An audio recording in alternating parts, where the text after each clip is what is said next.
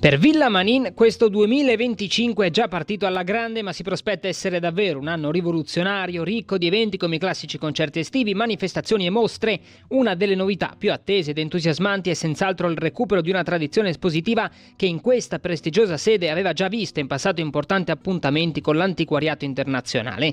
E lo scrigno del Doge va proprio in questa direzione, un mercatino dell'antiquariato e del modernariato che a partire dal 25 aprile richiamerà collezionisti appassionati del settore proprio a Passariano di Codroipo.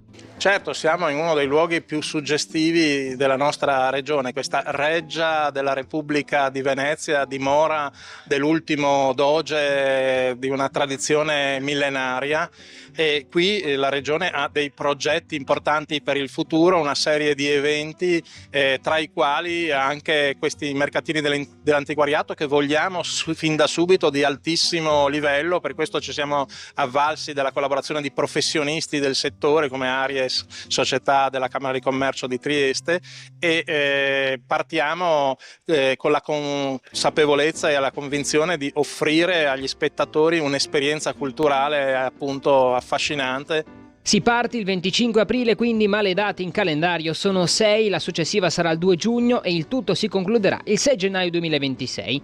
Per il primo appuntamento sono già più di 70 gli espositori selezionati che esibiranno oggetti da collezione, mobili antichi, macchine fotografiche, quadri e non solo. Ci saranno anche delle dimostrazioni per il pubblico e alcuni antichi mestieri che verranno mostrati da parte di artigiani selezionati, intagliatori, fabbri, scultori, creatori di cestini, cappelli e scarpezze, le tipiche calzature friulane. Allora, il mercatino torna a essere un bel mercatino come era 40 anni fa ai tempi di Aldo Rizzi. Noi lo faremo nelle arcate dell'Esedra, però saranno ammessi anche tutto in giro alla Piazza Tonda, praticamente il prato di fronte all'Esedra. Faranno tutto il giro e le bancarelle saranno sia hobbisti sia rigattieri con licenze d'antiquariato.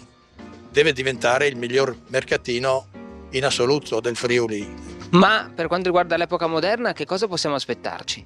Avremo anche vasi di venini, vetri, soffiatti, avremo parecchie cose. Il modernariato piace molto ai giovani e noi vogliamo coinvolgere tutti.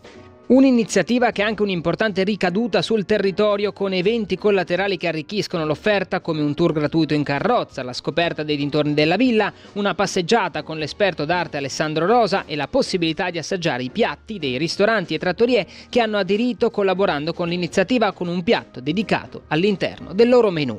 Sì, questo scrigno sarà l'occasione per vedere un po' il territorio di Villa Manin, ma anche attorno, e anche poter degustare. Ho visto anch'io con molto piacere la presenza nel programma anche di delle convenzioni o dei piatti a tema, no? Dedicati da alcune osterie, ristoranti del territorio di Codroipo, e questo è un altro aggancio sensato con la proposta fatta qua in villa. E poi ugualmente c'è la possibilità di scoprire anche alcune altre bellezze del nostro territorio, al di là della campagna, quindi del paesaggio.